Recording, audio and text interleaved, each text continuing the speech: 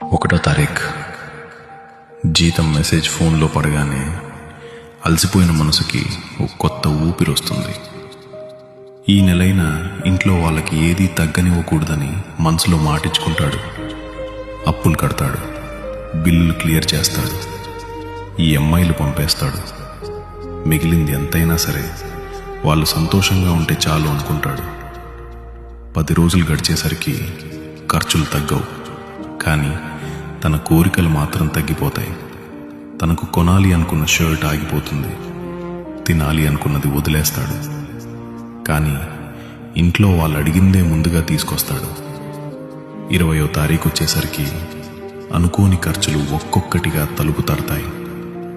Gas అయిపోయింది, పిల్లాడి fee ఉంది, మందులు కావాలి. అప్పుడు చూస్తా అని ఒక మాట చెప్తాడు, కానీ